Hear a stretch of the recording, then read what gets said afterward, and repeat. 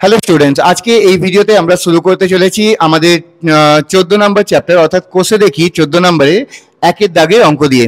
তো একের দাগের অঙ্কতে দেখো কি বলা আছে, আমি ও আমার বন্ধু মালা দুজনেই যথাক্রমে 15,000 ও 25,000 টাকা মূলধন নিয়ে একটি ব্যবসা শুরু করলাম। এক বছরে 16,800 টাকা লাভ হলো। তো দুজন মিলে ব্যবসা শুরু করেছে, একজন দিয়েছে 15,000, একজন দিয়েছে 25,000 এবং বছরের শেষে লাভ হয়েছে 16,800 টাকা। হিসাব করে দেখি আমরা কে কত টাকা লভ্যাংশ পাবো। তার মানে দেখো এখানে ব্যবসাটা শুরু হয়েছে বছরের প্রথমে এবং ব্যবসা শেষ হয়েছে বছরের শেষে, মানে হিসাব শেষ হয়েছে বছরের শেষে। এখানে কিন্তু মাঝে কোনো টাকা তোলা হয়নি, কোনো টাকা দেওয়া হয়নি বা কেউ এখানে নতুন কেউ যুক্ত হয়নি। তাহলে এটা কি ধরনের অঙ্ক হবে? এটা হবে সরল অংশীদারি কারবার।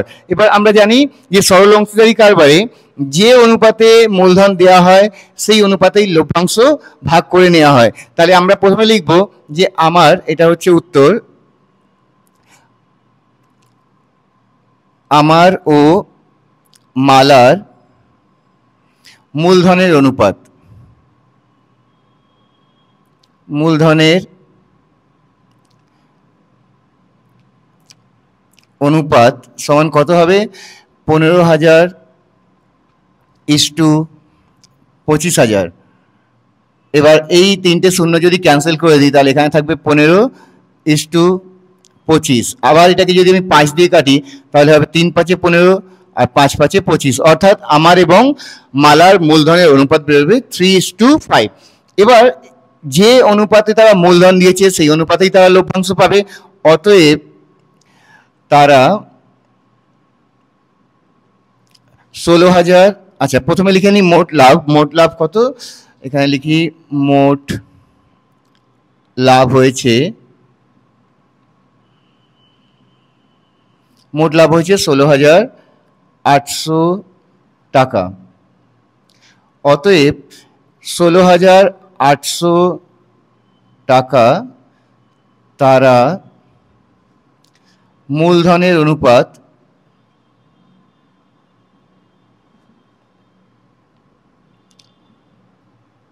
3:5 তে ভাগ করবে, তে পাবে।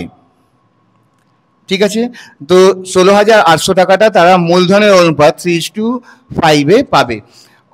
অতএব আমি পাবো, এখানে লিখেছে আমি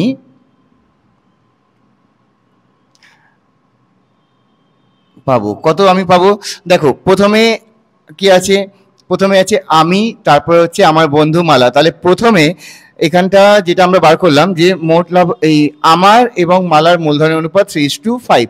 তাহলে আমি প্রথমে আছি, আমার অনুপাত 3, মালা প্রথমে আছে, পরে আছে এর অনুপাত 5, অর্থাৎ আমি পাবো, প্রথমে যেটা ছিল ওপরে লিখবো আর নিচে লিখবো 3 + 5, অর্থাৎ এই দুটোর যোগফল, অনুপাতের যোগফল ইন্টু মোট লাভ। মোট লাভ কত? 16,800 টাকা, এত টাকা। এবার এটা হবে 3/8 ইন্টু 16,800 টাকা। এবার এটাকে যদি কাটি 8 দুগুণে 16, 8 একে 8, এত। ঠিক আছে, তো আমরা পাচ্ছি 2100 ইন্টু 3। তাহলে এখানে সমান হবে 2100 ইন্টু 3। এটার সাথে দেখো এটা কেটে যাচ্ছে, কেটে গিয়ে এই 2100 বাড়ছে, এখানে 3, তাহলে 2100 ইন্টু 3 মানে 6300, 6,300 টাকা। তাহলে আমি পাচ্ছি 6,300 টাকা এবং লিখবো এবং মালা পাবে, মালা